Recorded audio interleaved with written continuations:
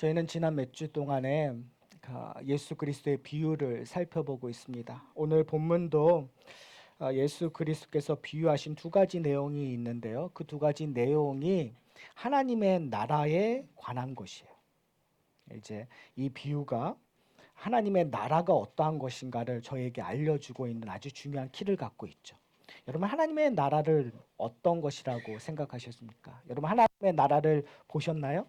하나님의 나라를 누리고 계시나요? 아니면 하나님의 나라를 가고 싶으신가요? 사실은 우리가 하나님의 나라 하면 천국을 생각하잖아요. 천국은 미래의 것이라고 생각해요. 그러니까 죽은 다음에 내가 이 땅에서 하나님 앞에 신실하게 있으면 그것으로 인하여 죽은 다음에 천국 갈 거라고 생각을 하는 분들이 상당히 많은 것 같아요. 그런데 저희가 복음서를 본다든지 사도 바울의 서신서를 볼 때마다 저희가 느끼는 것이 뭐냐면 하나님의 나라가 이미 임했다라는 거거든요. 그러니까 하나님의 나라가 이루어지기 위해서는 나라의 주인이 계셔야 되는 거예요. 그러니까 지금 예수님께서 하나님이신데 이 땅에 오심으로 말미암아 그 나라의 주인 되심을 병자를 고치는 사건을 통해서, 귀신을 쫓아내는 사건을 통해서 하나님 나라의 그 진리를 선포하는 그 사건을 통하여 선포하시고 그 나라를 보여주고 계신다는 거죠. 그러니까 제자들은 그 하나님의 나라를 보고 알매도 불구하고, 보고 만지고 느낌에도 불구하고 제대로 알지는 못했어요. 그러나 나중에 하나님의 계시가 우리에게 전달되었을 때, 그리고 예수 그리스도께서 이 땅에서 오신 모든 것을 이루고 난 다음에 성령이 오심으로 말미암아 예수 그리스도를 증거한 다음에 이제 알게 되는 거죠. 그리고 우리도 동일하게 알게 되는 거예요. 그러나 모르는 자들이 있어요. 그들이 누구였죠? 바리새인들, 율법 학자들, 교사들은 예수 그리스도를 하나님으로 보지 않았기 때문에 병을 고치고 귀신을 쫓고 이런 것들이 다 바알세불의 힘에 비빌어 그 일들을 하고 있다고 그들은 생각을 했었어요. 그러니까 지금 이 두 가지가 충돌하고 있는 가운데에서 지금 예수님께서 하나님의 나라에 대한 이야기를 하고 있는 거예요. 여러분, 하나님의 나라는 미래의 것이 아니라 어떻게 보면 지금 우리에게 주어진 것이에요. 근데 우리는 하나님의 나라를 이미 주어졌다라는 이야기를 했었을 때 우리는 어떻게 생각하냐면 그냥 하나로 이해할 때가 참 많은 것 같아요. 하나님의 나라. 그렇죠? 그러니까 하나님의 나라를 어떻게 보면 완전한 완성의 개념으로만 이해할 때가 참 많은 것 같아요.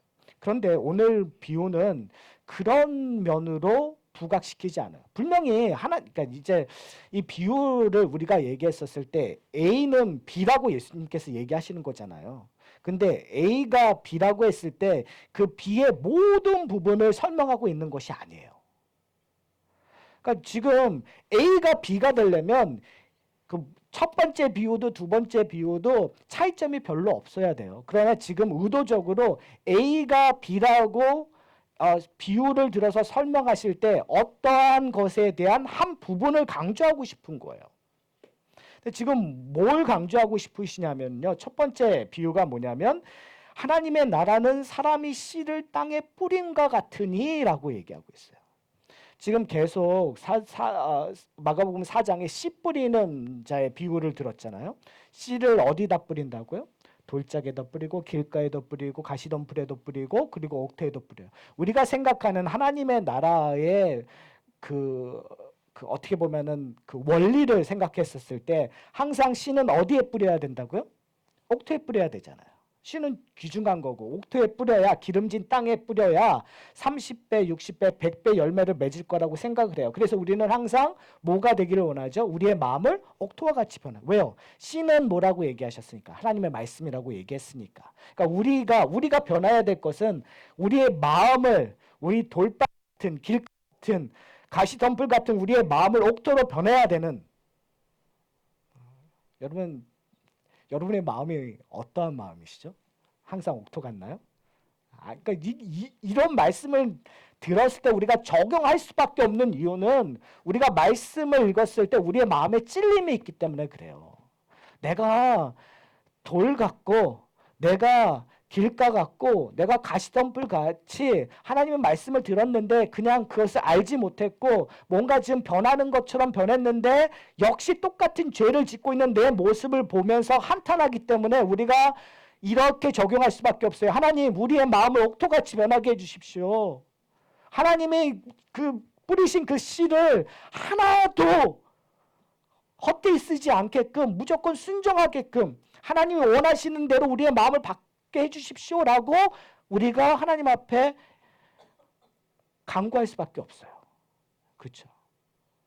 그런데 지난주에 저희가 보면서 약간 다른 각도도 있다라는 걸 봤어요. 왜요? 예수님께서 지금 그들이 바리새인들이 옥토라고 생각하는 그들을 향하여 이 비유를 썼었을 때에는 그리고 지금 마가복음에서 계속 예수님께서 나병 환자를 고치시고 중풍병자를 고치시고 그리고 귀신들을 쫓아내시고 세리와 죄인들과 함께 밥을 먹으시며 교제를 나누시는 것을 통해서 예수님께서 의도적으로 보여주고자 하는 것이 있단 말이에요. 돌짝 같은 사람에게도 길가 같은 사람에게도 가신덤불 같은 사람에게도 예수님께서 뭐 하시겠다는 거, 씨를 뿌리시겠다라는 거예요.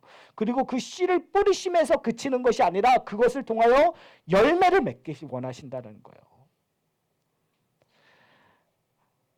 그것을 저는 오늘 비유가 우리에게 더 확증시켜 준다고 생각해요.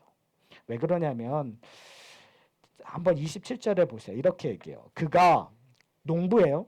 그렇죠? 씨 뿌리는 자예요. 농부예요. 그가 밤낮 자고 깨고 하는 중에 그러니까 하루가 지나고 한 달이 지나고 몇 달이 지나는 밤낮으로 자고 깨고 하는 중에 뭐가요? 씨가 자라서 자라되 어떻게 그리 되는지 그가 아나요 모르나요? 우린 농부는 그걸 알아야 되는 거잖아요. 그리고 알아서 그것을 잘 해주는 것이 농부의 일이잖아요. 그런데 지금 성경에서 이 예수님께 비유는 안다 모른다? 모른다라는 거예요. 그리고 보세요. 그리고 28절에 땅이 스스로 열매를 맺되 누가 열매를 맺어요?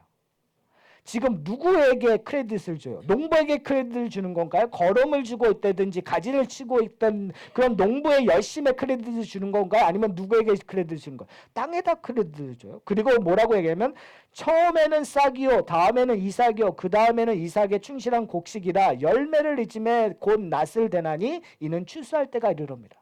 그래서 씨를 뿌리는 데까지 추수할 때까지부터 추수할 때까지 이야기를 하면서 이 모든 것을 농부의 열심이나 농부가 어떻게 했느냐를 강조하기보다 비우니까요. 어디에다 강조를 두고 있는 거죠? 그러니까 땅에다가 둔다는 것이 아니라 사실은 뭐에가 두고 있는 거예요? 창조주 하나님에게 두고 있는 거예요. 이 모든 것을 주관하고 있는 비를 내리시고 그리고 그 모든 햇빛을 주고 계시는 누구에게? 하나님에게 주고 계시는 거예요. 지금 씨 뿌리는 비유를 했어요. 근데 씨 뿌리는 비유에서는 우리가 옥토가 되기를 원하는 그런 것들을 우리는 의식할 수밖에 없는 존재예요. 그런데 예수님께서 그거를 약간 파괴하는 충격적인 얘기를 해요. 중요한 것은 씨 뿌리는 것이 중요하다. 그리고 그 어떠한 땅이든 내가 열매를 맺겠다, 추수하겠다라는 얘기예요. 그런데 그거에 근거되는 것으로 얘기하는 것이 왜 그러냐면 이 모든 일들의 주관자는 누구시기 때문에 하나님이시기 때문에 하나님이 비를 내려주시고 하나님이 햇빛을 주시고 그 모든 것을 하실 것이라. 그러니까 지금 이게요. 어떻게 보면은 퍼펙트 스톰이 들어오는 거예요. 왜요? 씨 뿌리는 자는 누구시기 때문에 예수 그리스도 하나님의 아들이시기 때문에 농부는 누구시기 때문에 하나님이시기 때문에 그리고 이 모든 것을 주관하시는 분은 누구시기 때문에 하나님이시기 때문에 그러니까 이렇게 완벽한 일들을 누가 하시니까 하나님이 하시니까 나와 같은 존재가 변할까요? 안 변할까요? 변할까요? 안 변할까요? 변하죠. 정답은 있어요. 변해요. 그럼 문제는 뭐냐면 왜 우리는 이 모양 이 꼴로 지금 살아가고 있느냐라는 거예요. 근데 그것을 오늘 본문을 통해서 저희가 알 수 있어요. 자, 한번 보세요. 하나님의 나라는 어떻다고요? 지금 하나님의 나라는 씨를 뿌리는 거다라고 얘기하고 있잖아요. 하나님의 나라는 추수하는 것이라고만 얘기하고 있잖아요. 하나님의 나라는 어떻다고요? 씨를 뿌리고 그리고 그가 밤과 낮이 자라면 어떻게 돼요? 자란다고 얘기하잖아요. 그렇죠? 씨가 나서 자라고 그리고 이삭이 되고 그리고 곡식이 되는 과정이 있다라고 얘기해요. 하나님의 나라는 과정이에요. 우리는 항상 하나님의 나라를 할 때 우리는 완전한 그 상태로만 이해를 할 때가 많아요. 그러니까 내가 그리스도인이 된다라는 건 내가 완벽하게 하나님 앞에 순종하고 있는 그런 그리스도인을 우리는 항상 그림을 그려요. 내가 주일 성소, 11조, 봉사 이런 교회에서 지금까지 계속 요구되었던 율법주의적인 개념으로 내가 이걸 지키느냐 안 지키느냐로 나는 올바른 그리스도인이다 아니다라고 우리는 판단하고 있어요. 그러나 지금 얘기하고 있는 우리 가운데는 어떨 때는 씨를 뿌려져 있는 상황이 있고 어떨 때는 이삭인 상황이 있고 어떨 때는 가지가 자라야 되는 거고 어떨 때는 추수할 상황이 있는 각기 다른 상황이 다 공존하고 있다는 거예요. 내 인생 한 개인의 삶에서도 그렇고요. 그리고 공동체에서도 똑같이 일어나요. 여러분 아브라함의 인생을 한번 여러분 살펴보세요. 아브라함의 인생이 우리는 항상 아브라함의 인생을 생각했을 때 이삭을 바치는 완벽한 믿음의 조상으로만 인식하고 있어요. 그러나 아브라함은 어땠죠? 가나안 땅으로 가는 순종한 모습도 보였지만 자기의 아내를 누이라고 속이는 일들을 한 번 했나요? 두 번 했죠. 여자분들은 잘 기억하세요. 두 번이나 그런 말도 안 되는 일을 했단 말이에요. 그거는 우리가 생각했을 때 말도 안 되는. 그러니까 하나님 앞에 순종하는 것처럼 보였는데 다시 불순종하는 일들. 하나님께서 아브라함과 만나 주셔서 언약을 맺으세요. 그에게 약속을 해주시잖아요. 근데 그 약속을 잘 들고 순종하는 것처럼 보이지만 결국은 누구를 낳죠? 이스마엘을 낳는 하갈과에서 이스마엘을 낳는 죄를 범함으로 말미암아 할례를 행해야 되는 일들을 경험하게 되는 일들을 반복한단 말이에요. 그러니까 아브라함의 인생 속에서 우리는 완전한 것을 보려고 해요. 그러나 성경에서 우리에게 보여주고자 하는 것은 과정이란 말이에요. 어떻게 하나님께서 아브라함을 불러내셨고 어떻게 하나님께서 아브라함을 성숙하게 만드는 과정 속에서 그가 하나님 앞에 실패하고 좌절하는 그 과정까지도 하나님께서 사용하셔서 그를 온전하게 하나님의 자손으로 만들고 계신다는 거 우리에게 보여주고 싶은 거예요. 여러분의 인생 속에서 여러분 무엇을 보십니까? 우리는 항상 감사의 시즌을 할 때마다 우리는 우리 가운데 만들어내진 것들, 우리가 이룬 업적들로 감사할 때가 많아요. 매상이 올랐다든지 사람과의 관계가 좋아졌든지. 그러나 중요한 건 뭐냐면 과정이에요. 나를 지금 이곳까지 오게 하신 하나님의 손길을 여러분이 보셔야 돼요. 그리고 함께 나와서 예배드리는 것으로 말미암아 우리가 누릴 수 있다라는 어떠한 기대 그리고 그 은혜를 바라본다라는 것 얼마나 감사할 일이에요. 여러분 이게 당연하세요? 전 당연하다고 생각 안 해요. 여러분 우리가 형제가 되어서 함께 밥을 먹는 거 여러분 이게 당연하다고 생각하세요? 전 당연하다고 생각합니다. 우리가 생각하고 있는 것들이 일반화하고 정당화할 수 없단 말이에요. 어떤 사람들은 부유하게 살아가는 그리고 거기에서의 삶이 있고 어떤 사람은 가난하게 살고 있는 그런 삶들이 있단 말이에요. 중요한 건 뭐냐면 거기 가운데서 어떠한 모습으로 우리가 살고 있냐라는 거예요. 우리의 인생 속에서 가난할 때가 있고 우리 인생 속에서 부유할 때가 있고 우리의 인생 속에서 정말 몸이 힘들 때가 있고 우리 인생 속에서 건강할 때가 있어요. 우리 인생 속에서 정말 관계가 무너질 때가 있고 우리 인생 속에서 관계가 회복될 수 있을 때가 있었어요. 중요한 건 뭐냐면 그런 과정 속에서 하나님이 이끄시는 손길을 우리가 누리고 있냐는 거예요. 지금 하나님의 나라는 어떤 나라고요? 씨를 뿌려서 다 자라는 과정 그리고 추수할 때까지 하나님이 내 인생 하나도 그냥 남겨두지 않고 찾아와 만나 주신다는 거예요. 두 번째 비유는 우리가 너무나 잘 알고 있는 비유예요. 그것은 겨자씨 한 알의 비유예요. 그러니까 우리가 겨자씨 한 알 만한 믿음만 있으면 우리에게 정말 산을 옮길 수 있는 그 이야기 우리 많이 들었잖아요. 근데 오늘 본문에서는 이렇게 얘기해요. 겨자씨 한 알이 하나님의 나라에 비유해서 이렇게 얘기해요. 30절에 보면 겨자씨 하나가 같으니 땅에 심길 때에는 땅 위에 모든 씨보다 작은 것이로되 심긴 후에는 자라서 모든 풀보다 커지며 큰 가지를 내나니 공중의 새들이 그 그늘에 깃들 만큼 되느니라. 이 본문 속에서 우리가 오해하지 말아야 될 것이 뭐냐면, 여러분, 겨자씨를 심으면 뭐가 나오죠? 겨자씨를 심으면 뭐가 나와요? 아니, 그러니까 그래서 결과가 겨자가 나오기 위해서 우리가 생각하는 그림은 겨자 나무예요. 근데 겨자 나무가 우리가 생각하는 나무, 소나무 이런 나무가 아니라 풀이에요. 그러니까 겨자씨를 뿌리면 우리가 생각하고 있는 엄청난 키보다 더 큰 풀 중에 가장 큰 플란트가 되는 거예요.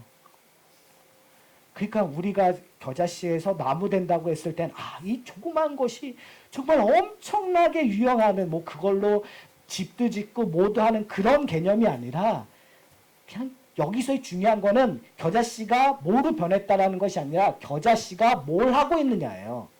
뭘 하고 있죠? 새들이 들어서 휴식을 취할 수 있는 곳이 변한다는 거예요. 존재가 괜찮은 존재로 변하는 것이 아니라 그 존재를 어떻게 하나님께서 사용하시느냐, 그것이 하나님의 나라의 비유라는 거예요. 여러분, 여기서 겨자씨는 뭘까요? 의도적으로 예수님께서 비유를 들어서 얘기하는데, 겨자씨는 세상에서 가장 작은 씨라는 거예요. 그 말은 뭐냐면 볼품없다라는 거예요. 값어치가 없다라는 것을 강조하고 싶은 거예요. 그러면 마가복음을 통해서 지금 가장 자신이 의미 있고 가치가 있다고 하는 부류가 있고요. 또 사람들이 별로 원치 안 하고 그리고 경계 밖에 있고 값어치 없는 부류가 나누어져요. 한 부류는 누구예요? 바리새인들, 서기관들, 율법교사들. 한 부류는 누구예요? 세리, 죄인들, 그리고 나병원자들, 이렇게 경계 밖에 있는 사람들이란 말이에요. 자, 그렇다면 이 비유를 통해서 예수님께서 말씀하셨을 때 작은 이 겨자씨는 누구를 비유하는 걸까요? 누구를 비유하는 걸까요? 세리, 죄인들이란 말이에요. 그러면 우리가 이거를 우리식으로 편하게, 우리가 성경을 적용할 때 우리는 이런 식으로 할 때요.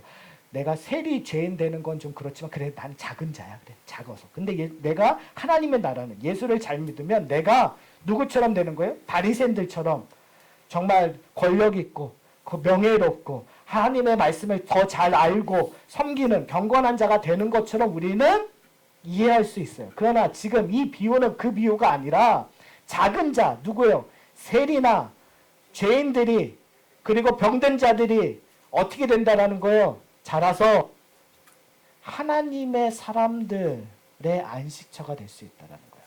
그들의 존재는 크게 변하지 않을 수 있어요. 아직도 병들어 있을 수 있어요. 아직도 죄인일 수 있어요. 아직도 힘들 수 있어요. 정말 사람들이 보기에 별 볼 일 없이 살아갈 수 있어요.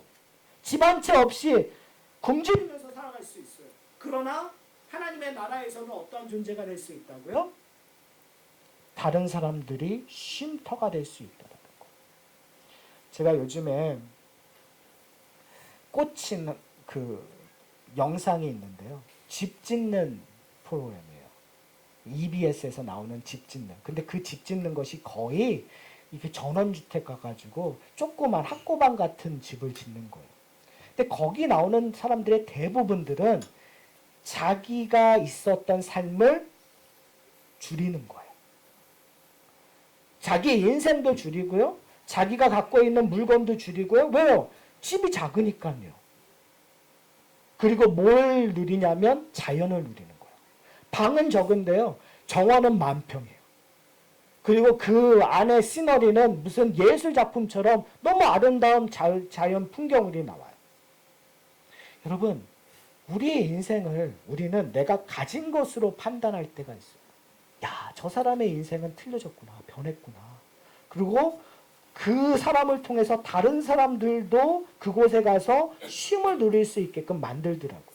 저는 오늘 그 이야기가 어떻게 보면 오늘 본문에서 이야기하고 있는 것, 내 존재는 더 나아지지 않았지만 내 존재는 오히려 더 많은 것을 내려놨지만, 여러분, 이게 우리 이민의 인생 아닌가요? 뭐 최근 이민은 잘 모르겠고요. 옛날에 오래전에 오셨던 이민들은 올 때 다 뭐 갖고 오셨어요? 이민 가방 2개, 그리고 돈은요 1,000불 이상 못 갖고 왔어요. 그쵸? 다 몇백 불대예요 옛날에는. 그런데 그렇게 오셔서 다 어떻게 사셨어요? 뭐 잘 사신 분도 있겠지만 대부분의 초기 이민자들은 투잡, 프리잡 뛰면서 열심히 일하셨어요. 그래서 어떤 분들은 어메리칸 드림이라는 걸 이뤘고, 또 어떤 분들은 또 그냥 소소하게 살았고. 근데 중요한 건 뭐냐면 대부분 그분들이 하시는 일들이 뭐냐면 내가 이것은 희생하면서 왔다라는 거예요. 내 자녀들을 위해서. 그리고 이 땅에서 한국에서 사는 것보다 미국에서 사는 것을 더 희생하는 것처럼. 그런데 저는요, 그 희생이 우리에게 은혜가 될 수 있다라는 거예요. 그 희생 때문에 하나님을 더 알게 됐고요. 그 희생 때문에 하나님의 나라를 더 알게 되는 거예요. 여러분이 지금 그 희생을 통해서 여러분이 잃어버리고 있는 그 무엇이 하나님의 나라를 더 알게 된다면 그것이 얼마나 큰 은혜일까요? 그것이 얼마나 큰 기쁨일까요? 그것이 얼마나 큰 감사거리가 될까요?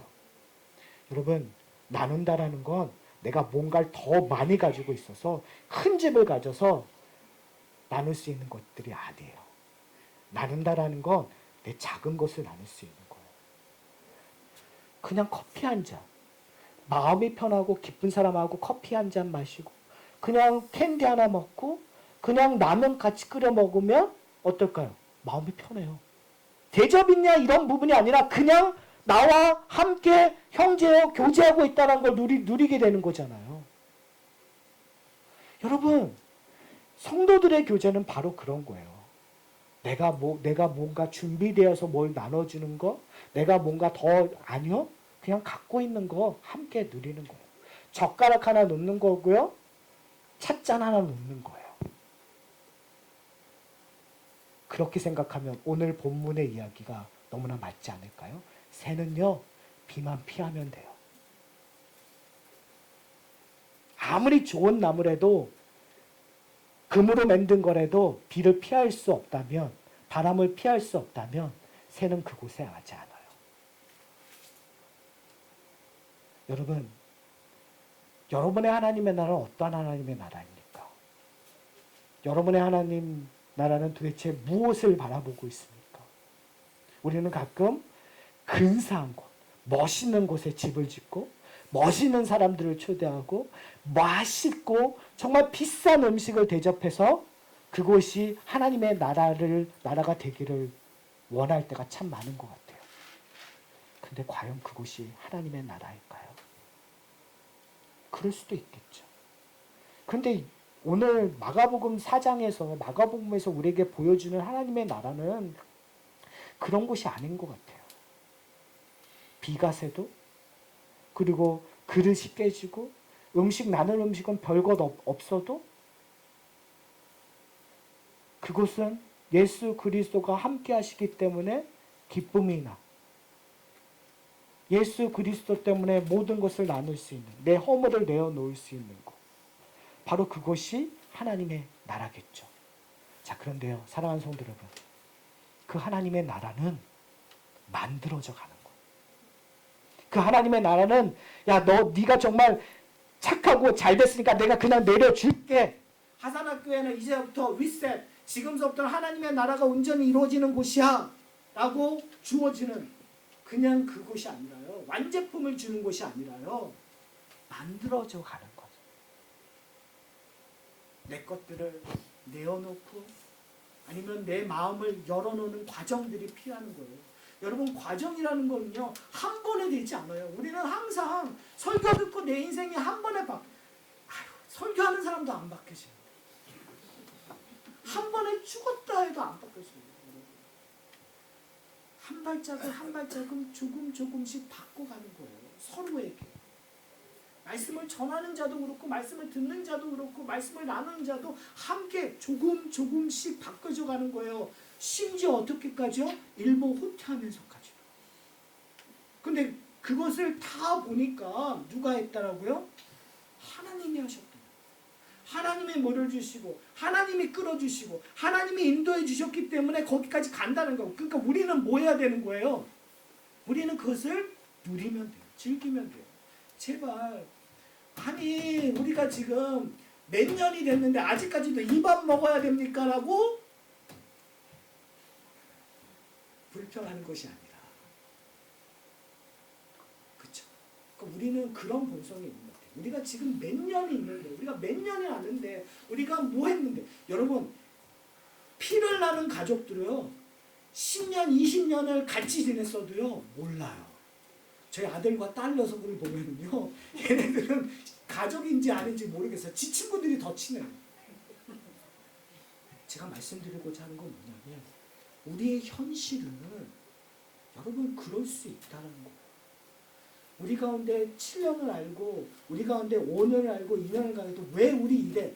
그럴 수 있어요. 중요한 건 뭐냐면 그럴 수 있는데 하나님께서 우리로 하여금 갈 길이 있다는 걸 보여주셨다는 거예요. 그러니 우리의 마음이 동하고 우리의 마음을 움직이면 그것이 조금씩 하나님 앞에 순종하는 것으로 말미암아 우리가 변하게 되고, 그걸 통하여 감사하게 될 것이고, 누군가 이곳에 옴으로 말미암아 안식을 누릴 수 있는 곳이 된다라는 거예요. 예수를 알지 못한 분이 이곳에 와서 이 공동체를 통해서 뭔가 다르네? 하나님이 이런 분이셨어? 나 하나님 더 알고 싶어요. 예수 그리스도가 누구세요? 라는 것들을 질문하는 것이 일어난다면 여러분 우리는 성공한 거예요. 한 명이라도 있다면, 우리 가운데 그런 고백이 된다면 우리는 성공한 거예요. 우리 가운데 누군가를 위해 기도할 수 있다면 저는 우리 성공한 거라고 생각해요. 우리 충실하고 있다고 생각하는. 중요한 건 뭐냐면, 왜 지금 안 돼요? 라고 서로 손깍질하고, 왜 지금 우리는 이것을 못하고 있어요? 라고 서로 불평불만하고, 그러면 그 가운데 하나님 없고 다 바리새인들처럼 자기의 의를 드러내려고 하고, 율법으로 따지고, 불빛을 어디다 놓으려고 하는 거예요? 자꾸 침대 밑에다 놓으려고, 자꾸 자기 틀 안에 놓아서 판단하려고 하는 그 순간 우리는요 하나님이 없어요. 우리는 기쁨이 없어요. 다 우리 자신들만 있는 거예요. 그런 일들이 일어나지 않기를 소원합니다. 이제 설교를 마치려고 합니다. 오늘 본문 맨 마지막에 비유를 가르치면서 이렇게 얘기를 해요. 많은 비유로 그들이 알아들을 수 있는 대로 말씀을 가르치셨는데, 어떤 사람들은 알아듣지 못하고 어떤 사람들은 알아듣고, 근데 알아듣기 위해서는 예수 그리스도가 풀어서 설명해 주십니다. 사랑하는 성도 여러분, 여러분은 하나님의 말씀으로 예수님께서, 성령께서 우리에게 풀어주셨어요. 그러니 우리가 집중해야 될 것은 뭐냐면요, 하나님의 말씀, 예수 그리스도가 누군지 더 알아가는 일들이에요. 저희 하산학교 성도님들은 그 일들에 열심을 내셨으면 좋겠어요. 이제 다음 주서부터 4주 동안 온전한 그리스도라는 책을 가지고 오전 9시 30분서부터 성경 공부를 하려고 해요. 복음의 아주 근본적인 이슈에 대해서 저희가 함께 고민했으면 좋겠어요. 한국교회는 아직까지도 뼛속 깊이 이 율법이라는 거에 너무 힘들어하십니다. 이 책은 우리로 하여금 율법으로부터 자유할 수 있는 아주 중요한 키를 제공해요. 그래서 의미 있는 책이라고 저는 생각을 합니다. 그래서 좀 이를 수도 있지만 여러분 9시 30분에 오셔서 함께 말씀으로 도전받고 우리의 생각들을 기쁨으로, 자꾸 율법은 우리로 하여금 자꾸 얽매이게 만드는데요. 여기서 우리가 해방해야 될 것 같아요. 그래서 그 기쁨의 자유를 풍성히 누릴 수 있는 그런 시간이 되었으면 좋겠습니다. 오늘 본문에서 이야기하고 있는 것처럼 하나님의 나라를 우리가 얼만큼 발견하는가 안 발견하는가. 여러분 거기 그것에 우리가 한 주일 동안 또 우리의 인생을 다 고민하고 누리고 확인하는 저희가 되었으면 좋겠습니다.